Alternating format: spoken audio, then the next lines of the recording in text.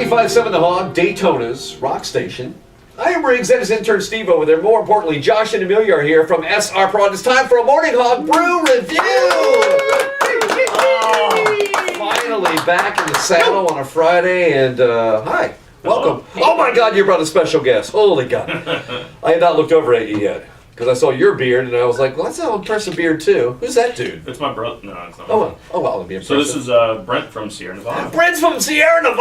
I knew who it was. We Awesome. met before. I'm just kidding, man. Welcome back, man. Thank you. Welcome it's back. Great to be here. Good to have you in our studio. Yeah, absolutely. Steve vacuumed, so everything's real nice and ready, and put up an air freshener.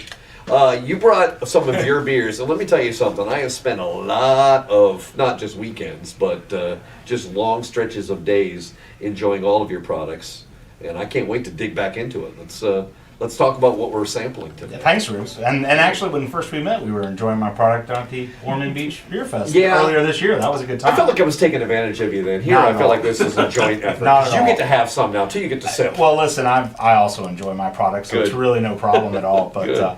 yeah, we'll jump right into it. We'll start here with our classic, our flagship, if you will. This is our Sierra Nevada Pale Ale. No clever names needed here. This is our one of our first three beers that we started brewing in 1980. So we actually, as of last week, we're 41 years old. 41-year-old brewery. And happy birthday, Sierra Nevada! That's as old as exactly me. Right. Right. It's older than me. Yeah. And so this is kind of the beer that started the craft beer revolution as we know it. This was our expression of an American style pale ale. Of course, the British have been brewing the pale ale style for many, many years, but this is an all-American hop version, mostly Cascade hops. And when this came on the scene, imagine 1980, your options were pretty limited. A lot of yellow lagers, basically. Not that there's anything wrong with that, but this was something so completely and wholly new, and it took a little while and gathered a little steam behind it.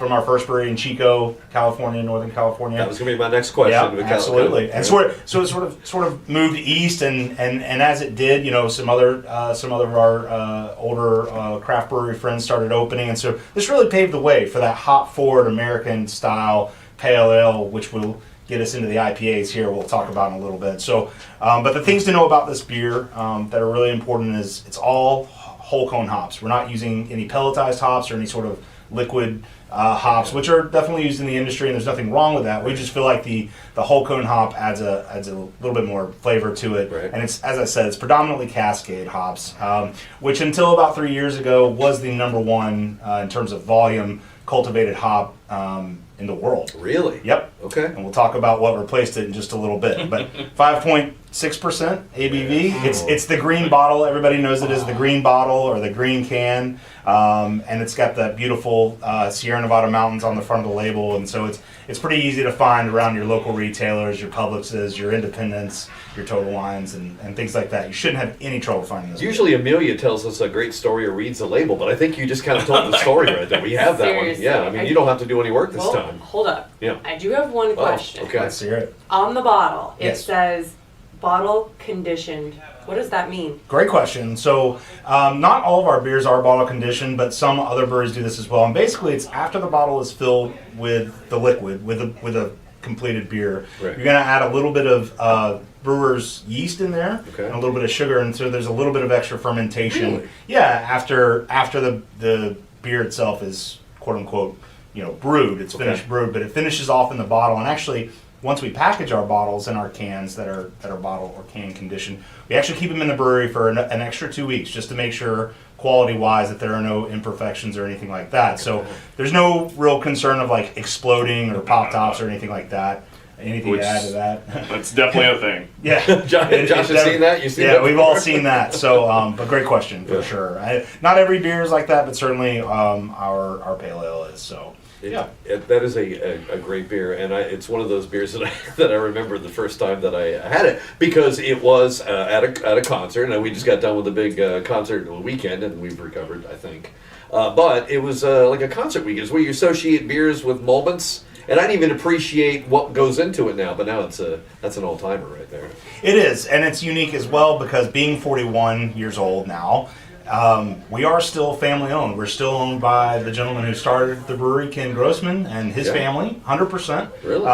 And so when we started, speaking of concerts, friend of ours named Jerry Garcia started picking up our porter. Heard of that dude. You've heard of that guy, right? I Sounds guy. familiar. R.I.P. But he really started bringing our porter, which is another style of beer we don't have with us today, but it was Sierra Nevada porter, and he would bring that to his concerts, and so a lot of the Deadhead folks really gravitated towards our beer. And again, that's what sort of precipitated that sort of growth in craft, West Coast to East Coast. So cool music connection there as well for us as well. I heard a pop. We've got one more Yeah, beer to try on this side. And this that's is right. Josh. You have teased us with this beer before, and satisfied us with this as well. If I can say It's that. finally here. Yeah. I can't wait to try this one. Have you not had this, Steve? No, I've never seen it. What? Never Really? heard of it. Really? Never tried. No. It's You time should for try walking around with your eyes open.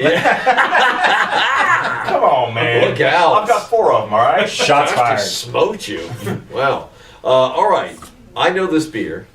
Josh, tell us about it. So you got Sierra Nevada's Celebration.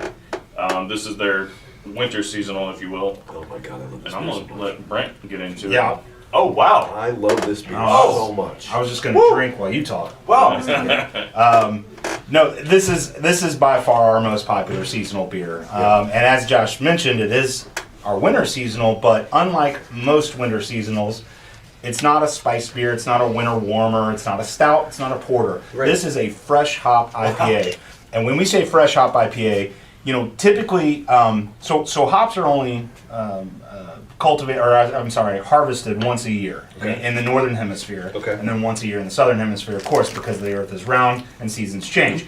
I don't know if you guys knew that, but By the way, you flat earthers, you turn this off right now. Yeah, turn it off. Go buy It's Sierra real Nevada. controversial. That's right. So we harvest all our hops in the northern hemisphere, typically from Washington, Oregon, Idaho is the bulk of them. Okay. We cryovac them, freeze them, ship them via train to our breweries. One in Chico, California, as I mentioned, our new one in Mills River, North Carolina, and then we use those hops throughout the year. But this beer is different. We cryovac these hops, we ship them, and we dump them straight in. So this is the freshest fresh hop IPA that you can get. These hops were not stored. These hops were on the vine literally a month and a half ago. And again, we're using whole cone hops, so we're not pelletizing them, we're not liquefying them. We're using them in their whole state right off the vine. And again, a lot of Centennial and Cascade in this beer.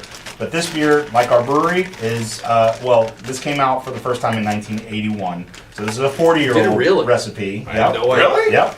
So this is our fourth oldest beer behind Pale Porter and Stout, but this is by far our most popular seasonal and probably our third or fourth most popular beer overall for our portfolio. So come November 1st, it's celebration season. Yeah. We've got it. It's out in the market. Our friends at SR Perrott have got it out in the market. Look for it on draft. Look for it. And this year's special, it's all in cans. Before, Steve, maybe you've seen it in the bottle and so you didn't recognize that it was a nice big red can. We've gone to all cans this year. Perhaps that's the reason. I'm giving you an out, my friend. A couple of thoughts about this beer. I am furious with myself for decades of deprivation and not knowing that beer was around. Absolutely. Thanks to SR Perrott for putting it in front of my face a few years ago so I can know about it. And then, it's as you mentioned, it does not drink like a seasonal at all. Yep. It makes me mad that that's not available 12 months out of the year. But how could it be? You can't have fresh hops 12 months out of the That's year. a good point. Unless, I guess, I hadn't thought about weather and the earth. Well, Yeah, the the earth. earth. When you had the earth round thing, it threw Steve off. Yeah, he's done. Also, you mentioned another thing that made me think about it. Steve, you've described this dream before. He has this dream. He says he's like a hobo in the dream, and he's walking with a bindle and a stick, and he jumps on a train full of hops and eats his way out to the other side and falls off the train. Like a dream. hobo? Like a hobo. Well, yeah, that was... Wasted. Yeah. Yeah. He got drunk on hops. Just hops. Yeah. Well, how about that dream? What do you want to analyze that, Brent? No, Maybe not. yeah. You know I have what? a lot to say about This is a really good time to take a break. We got more Sierra Nevada beers to try. SR Perrott has been kind enough to bring Brent from Sierra Nevada, and more coming up on the Morning Hog Brew Review. Josh and Amelia from SR Perrott are here. Stick around.